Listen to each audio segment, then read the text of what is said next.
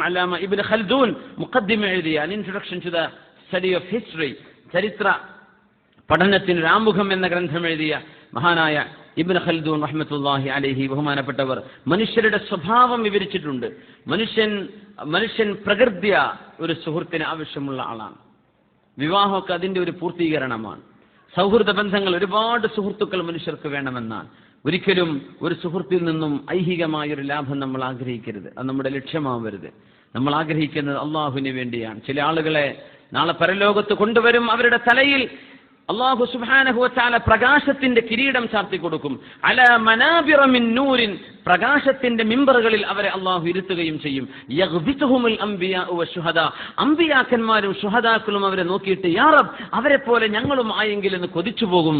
അവരാരാണ് നബിയെ എന്ന് ചോദിച്ചു അസ്ഹാബ്. അന്നേരം മുത്തനബി സല്ലല്ലാഹു അലൈഹി വസല്ലം പറഞ്ഞു, അൽ മുതഹാബ്ബൂന ഫില്ലാ, അൽ മുതസാവിറൂന ഫില്ലാ, അൽ മുതജാലിസൂന ഫില്ലാ.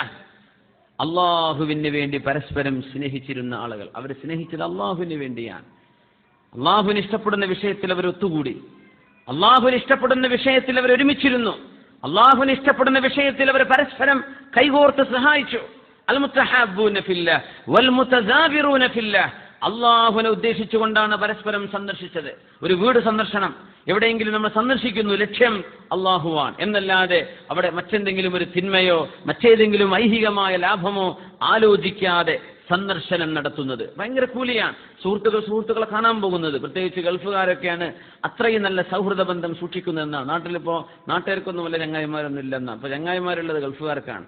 ഗൾഫിൽ നിന്ന് വന്നാൽ കണ്ണൂർക്കാരൻ പോകുന്നുണ്ട് ആലപ്പുഴയ്ക്ക്, കൊല്ലത്തുകാരൻ വരുന്നുണ്ട് കാസർഗോഡേക്ക്, മലപ്പുറത്തുകാരൻ പോകുന്നുണ്ട് അങ്ങ് വയനാട് കൽപ്പറ്റയും കഴിഞ്ഞ് അങ്ങ് സുൽത്താൻ ബത്തേരിയിലേക്ക്, ബത്തേരിക്കാരൻ പോരുന്നുണ്ട് അങ്ങോട്ട് കൊയിലാണ്ടിയിലേക്ക്. ഇങ്ങനെ ആകെ പോയത് 10 ദിവസത്തിനായിരിക്കും. എന്നാൽ എൻ്റെ മകളെ കല്യാണത്തിന് വന്നേ പറ്റൂ എന്ന്, ഇവിടെ നിന്നാൽ ഞാൻ വരാമെന്ന് പറഞ്ഞ് പോവാണ്. ഇങ്ങനൊരു സൗഹൃദ സന്ദർശനം നാട്ടിലാരും നടത്തണില്ല. കല്യാണം ഉണ്ടായാൽ പോകും, വരും.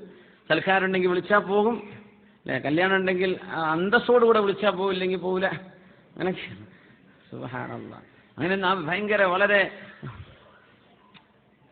പ്ലെയിൻ മനുഷ്യന്മാരായിട്ട് ജീവിക്കുക, അതിന് വല്ലാത്തൊരു രസമുണ്ട്. ഈ ശ്വാസം പിടിച്ച് നടന്നിട്ട് എന്താ കൊണ്ട് കാര്യം? അങ്ങാടിയിൽ വിളിച്ചാലൊന്നും വരാൻ പറ്റൂല, വാട്സപ്പിൽ ക്ഷണിച്ചാലൊന്നും വരാൻ പറ്റൂല. അതൊക്കെ ഡയറക്റ്റ് പേരിലൊന്നും തന്നെ വിളിക്കണ്ടേ? അതിനൊക്കെ സമയം കിട്ടുന്നുണ്ട്. ഇപ്പോൾ ആർക്കാ സമയമുള്ളത്? സാറില്ല, എന്നെ വിളിക്കാൻ മറന്നതായിരിക്കും, ഞാൻ പോകാൻ മറക്കണ്ടെന്ന് വിചാരിച്ച് പോവുക. അതൊക്കെ എന്തൊരു രസമായിരിക്കും. അത്രയും അടുത്ത സൗഹൃദ ബന്ധം ഉണ്ടാവുമ്പോഴേ, ഒരു കല്യാണം കഴിഞ്ഞാൽ ആ പിണക്കങ്ങൾ ഉണ്ടാവുക. ഒരു കല്യാണം കഴിയുമ്പോൾ എല്ലാ സുഹൃത്തുക്കളെയും കൂട്ടിപ്പിടിച്ച് അവർക്കൊക്കെ ചോറ് കൊടുത്ത് ആ പഴയ ബന്ധമൊക്കെ ഒന്ന് പുതുക്കുന്ന നല്ലൊരു പ്രോസസ്സാണ് കല്യാണം എന്ന് പറഞ്ഞാൽ. കല്യാണം കഴിഞ്ഞാൽ 4-5 പിണക്ക കേസുകൾ ഉണ്ടാവും. എൻ്റെ വരെ വിളിക്കാൻ മറന്നു, അത് ഉമ്മയും മറന്നു, വാപ്പയും മറന്നു, തിരക്കിൽ ഓർമ്മ ഉണ്ടായില്ല. ഒരു കല്യാണത്തോടുകൂടെ അവിടെ നിന്ന് അങ്ങോട്ട് മിണ്ടാതെ കഴിഞ്ഞ എത്ര ആൾക്കാരുണ്ടാവും? എന്നെ വിളിച്ചില്ല, ഇവർ മറന്നുപോയതാണ്, സാധുക്കള് മനഃപൂർവ്വം ചെയ്തതായിരിക്കില്ല.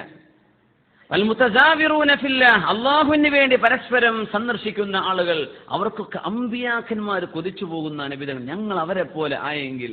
വൽ മുതജാലിസൂന ഫില്ലാഹ്, അല്ലാഹുവിന് വേണ്ടി പരസ്പരം കൂടിയിരുന്ന ആളുകൾ.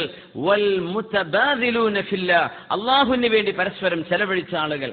അങ്ങനത്തെ ഒരു സൗഹൃദ ബന്ധമുള്ള ആളുകളെ നാളെ പ്രവാചകന്മാരും രക്തസാക്ഷികളും ഞങ്ങൾ അവരെ പോലെ ആയെങ്കിലെന്ന് കൊതിച്ചു പോകും. വമാഹും ബിഅംബിയാ വലാ ശുഹദാ, ഈ ആളുകൾ അംബിയാക്കന്മാരോ ശുഹദാക്കളോ അല്ലെങ്കിൽ തന്നെയും അള്ളാഹു ഇത്തരം ആളുകൾക്ക് പ്രകാശത്തിന്റെ കിരീടവും പ്രകാശത്തിന്റെ ചെയറും കൊടുത്ത് അംബിയാഇന്റെയും ശുഹദാഇന്റെയും മധ്യേ അള്ളാഹു അവർക്ക് സ്ഥാനം കൊടുത്ത് ആദരിക്കുമെന്ന് പരിശുദ്ധ റസൂലുള്ളാഹി സ്വല്ലല്ലാഹു അലൈഹി വസല്ലം.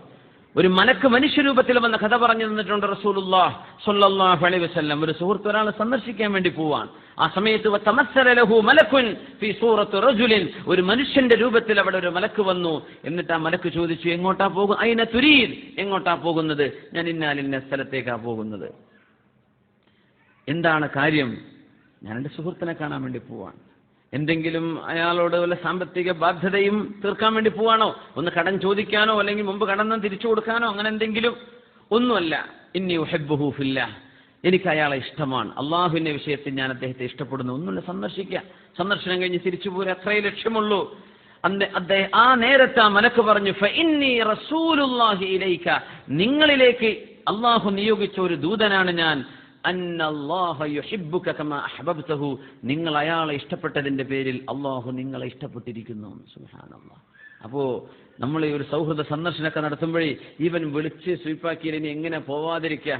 ആ ട്രെയിൻ ടിക്കറ്റും ബസ് ഫെയറും പെട്രോൾ അടിച്ചൊക്കെ നഷ്ടമാവും. അങ്ങനെ പോകണ്ട. എന്ത് ചെയ്യാ?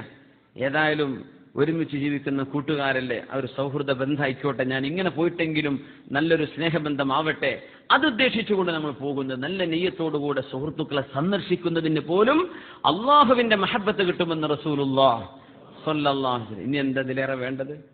അതുകൊണ്ട് മുഅ്മിനീങ്ങളായ ആളുകൾ പരസ്പരം ഇഷ്ടപ്പെടണം. മുഅ്മിനീങ്ങളായ ആളുകൾ കൂടിയിരിക്കണം. അവർ കൂടിയിരുന്ന് ഭക്ഷണം കഴിക്കുന്നതും പരസ്പരം സന്ദർശിക്കുന്നതും അള്ളാഹുവിന് ഇഷ്ടമാണ്. അള്ളാഹു തആല അത്തരം സൽക്കർമ്മങ്ങളൊക്കെ ചെയ്യാനുള്ള തൗഫീഖ് നമുക്ക് തരട്ടെ. അത് ജീവിതത്തിലും വലിയ സന്തോഷമാണ്. അതിഥികളൊക്കെ വരുന്ന വലിയ സന്തോഷമാണ്.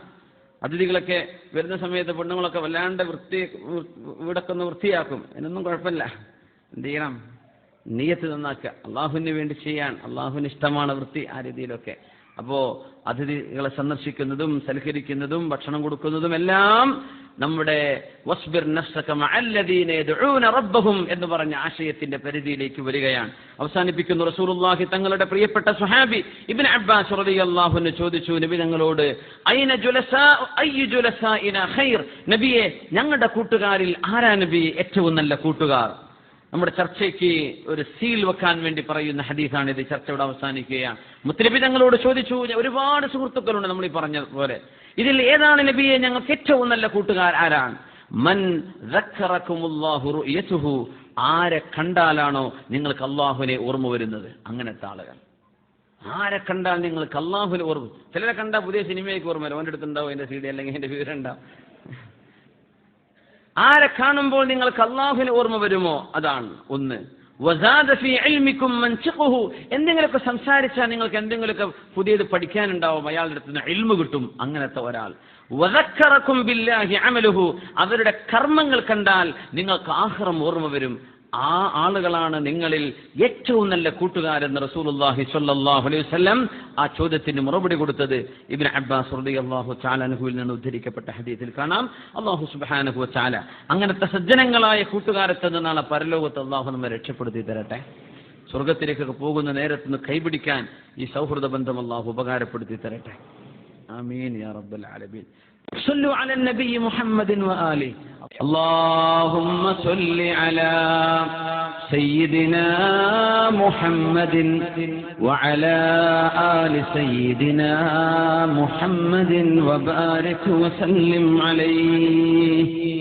اللهم صل على سيدنا محمد وعلى آل سيدنا محمد وبارك